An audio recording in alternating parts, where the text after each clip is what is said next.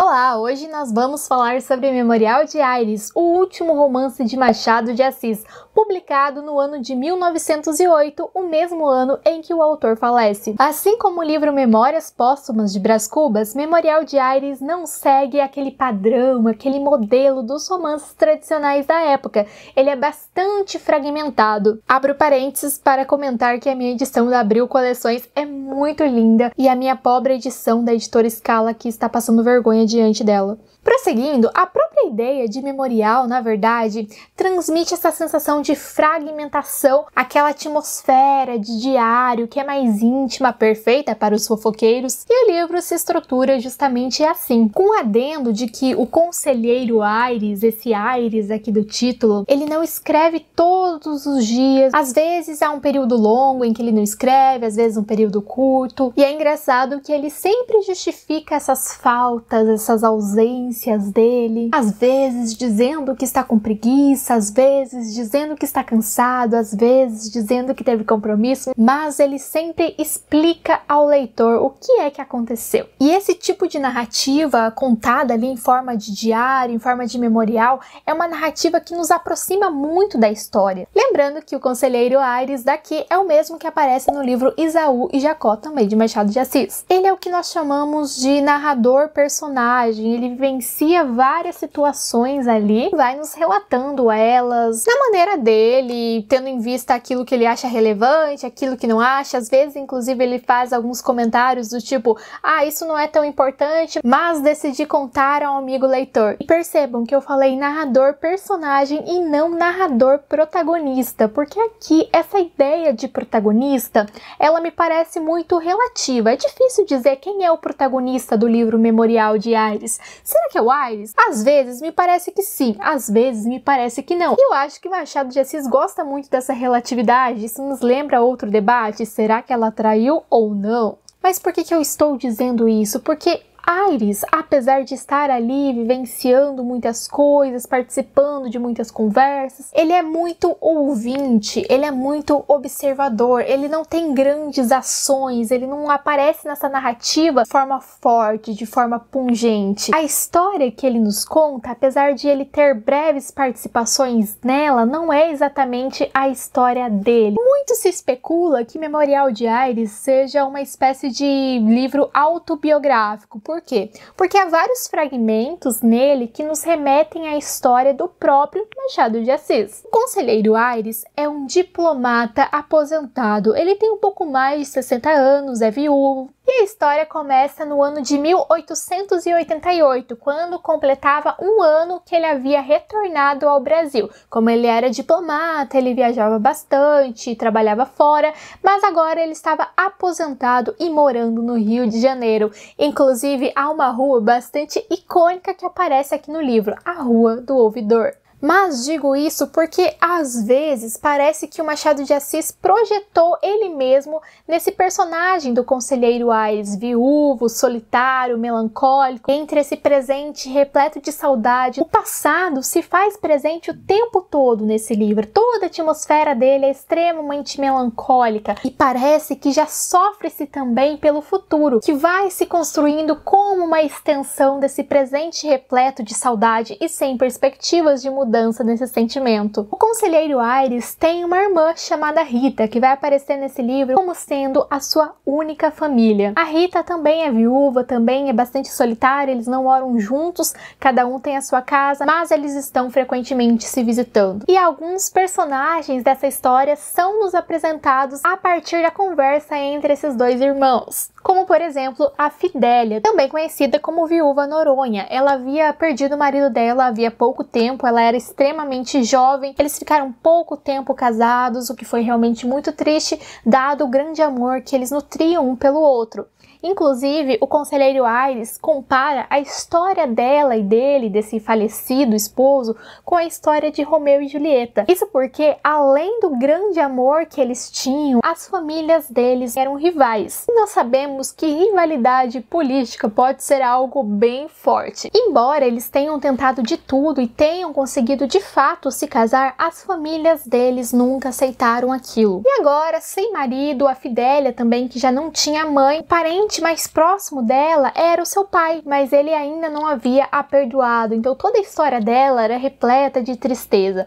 Mas parece que a Fidélia havia feito amigos ali que substituíam, de certa forma, os pais dela, porque eram muito afetuosos, queriam ela muito bem, tratavam ela com muito cuidado, que era o casal Aguiar, composto pelo Aguiar, que trabalhava ali no banco, e pela Dona Carmo, que era uma dona de casa. Lembrando que naquela época as mulheres de classe média não trabalhavam fora, não era algo muito comum. Esse casal é apresentado ali como mais de idade semelhante à do conselheiro Aires, que lembremos tinha mais de 60 anos, então eles acabam ali se tornando amigos. E aí o conselheiro vai relatando mais sobre essa família e sobre a amizade que esse casal nutria pela Fidélia, especialmente porque eles não tiveram filhos. Fica claro que não é porque eles não queriam, mas sim porque eles não conseguiram. Também nos é relatado sobre eles que eles tinham, de certa forma, um filho postiço, pois havia ali uns amigos do casal que tiveram um filho chamado Tristão, que o Aguiar e a Dona Carmo cuidavam tanto desse garoto, amavam tanto esse garoto, como se fosse o próprio filho deles. Eles eram padrinhos dele,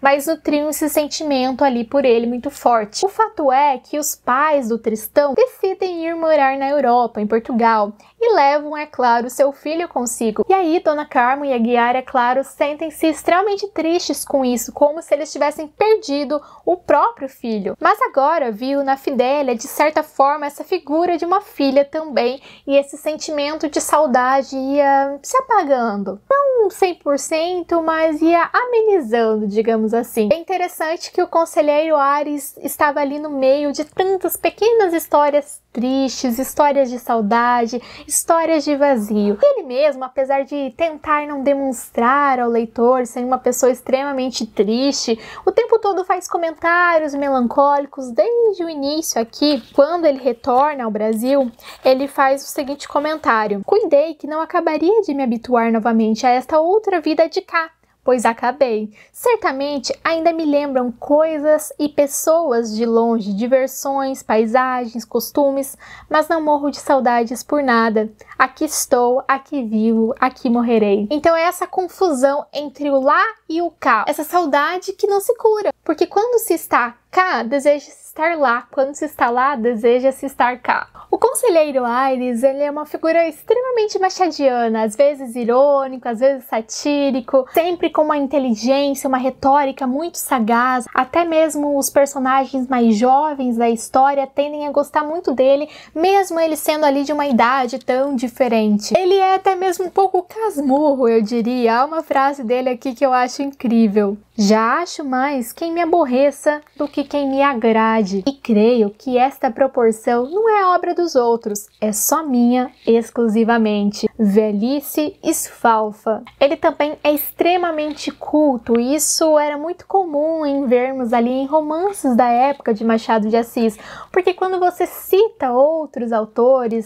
clássicos, renomados, autores consagrados, dá a entender o quê? Que você leu tudo aquilo, que você é um erudito, como se você pegasse ali de empréstimo aquela fama daquele determinado autor para si, como se a estima dele fosse também a sua. E ele tenta levar a vida assim de uma forma mais leve, com um pouco de humor, muito privada. Há um comentário aqui também dele que eu gostei bastante: "Não há alegria pública que valha uma boa alegria particular." Tenho que concordar com ele. Eu grifei várias coisas no livro, agora achei aqui outra passagem que concorda muito bem com aquela passagem que eu li pra vocês, que estava lá na primeira página, sobre ele se acostumar com o local aqui. E agora ele diz o seguinte, já lá mais para o final do livro, que a gente não esquece nunca a terra em que nasceu. E também, ainda mais para o fim do livro, a outra passagem que eu achei linda: "Era tempo de sair, quis sair e ficar ao mesmo tempo, coisa impossível.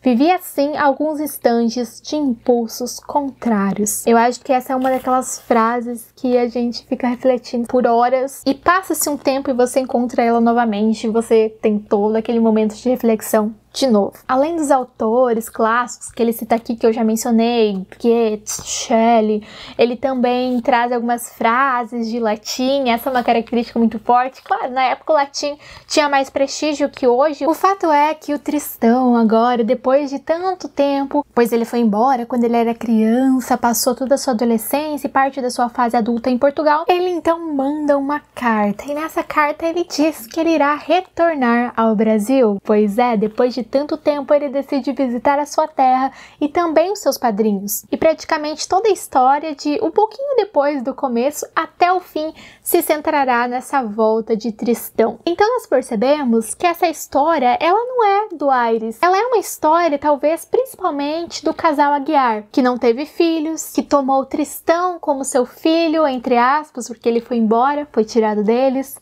Depois, quando já estava se acostumando com essa dor, encontrou Fidélia, estava ali tendo essa relação fraternal e maternal com Fidélia. Tristão volta, então essa ferida que estava quase cicatrizada é de certa forma aberta, fica aquela felicidade, ao mesmo tempo receio, porque ele está voltando, mas ele também vai ir depois embora. E é uma narrativa que nos envolve, sabe? A gente quer saber o que vai acontecer com essas pessoas, a gente quer que o Aires vá lá juntar com eles para nos contar o que eles têm a dizer. Esse livro de Machado de Assis é um livro mais leve, ele me lembra muito a outro livro do Machado, que eu já trouxe resenha aqui no canal também, que é A Mão e a Luva. Eu gosto muito de A Mão e a Luva. É uma novelinha bem curta também. A Mão e a Luva tem 150 páginas, Memorial de Aires tem 135, são dois livros ali bem semelhantes em relação à extensão. E é um outro Machado, um Machado mais tranquilo, digamos assim, na linguagem, porque Dom Casmurro tem toda aquela intensidade, Memórias Póstumas de Brás Cubas é menos intenso, mas mesmo assim bem mais forte que esses dois, e eu recomendo demais para vocês a leitura de Machado de Assis. Pode começar por esses livros, mas também já pode começar direto por Dom Casmurro ou Memórias Póstumas de Brás Cubas, aí o grande inaugurador do realismo no Brasil. Eu sou uma grande leitora de Machado de Assis, eu acho que falta apenas algumas coisinhas ali para completar a sua obra, e é um sentimento que é um misto de felicidade com tristeza, é que nem esse livro, Memorial de Aires, porque eu estou feliz que estou completando uma obra tão rica, tão vasta, tão interessante, tão erudita, e ao mesmo tempo uma tristeza, porque vai fazer falta, sabe? E a releitura nunca é a mesma coisa que a leitura. Eu publiquei também recentemente algumas curiosidades sobre Machado de Assis aqui no canal. Eu não sei se vocês têm acompanhado também os shorts aqui do YouTube, mas basicamente lá eu trago curiosidades sobre autores, realmente conteúdos curtos, como o próprio título do shorts sugere, porque são conteúdos interessantes, legais, mas que não caberiam a um vídeo longo aqui no canal, então eu tenho compartilhado isso por lá. E lá eu compartilhei recentemente 3 curiosidades sobre Machado de Assis e o jogo de xadrez, que foram curiosidades que eu já sabia, mas que me vieram à mente para compartilhar com vocês a partir de um trecho aqui em que o conselheiro Aires dizia que iria jogar xadrez, porque o próprio Machado de Assis gostava muito do jogo. Então, Machado de Assis participou do primeiro torneio de xadrez do Brasil, ele ficou em 3º lugar, e nesse torneio estavam participando os melhores jogadores do país naquela época. O Machado de Assis também tinha um tabuleiro de xadrez lindíssimo, que pelo que eu vi na internet, hoje encontra-se em posse da Academia Brasileira de Letras. O Machado de Assis também publicou o primeiro problema, exercício de xadrez, no Jornal do Brasil. E é claro, era um problema de xadrez um pouco fácil, não era de grande dificuldade não, mas foi o primeiro, então é um marco. Vou deixar ele aí para vocês, para quem quiser resolver. De repente, se tivermos um enxadrista, jogador de xadrez por aqui, jogam as brancas, hein? Mas eu sei também que onde o xadrez aparece com mais força na obra machadiana é no livro Yaya Garcia, então eu quero muito ler ele, porque eu acho que falta eu ler ele e Helena, e aí acabei. Então é isso, espero que vocês tenham gostado do vídeo de hoje, vejo vocês na próxima. Não se esqueçam de curtir se gostaram, se inscrevam no canal se forem novos por aqui e comentem qual é o livro favorito de vocês de toda a obra de Machado de Assis, quero muito saber.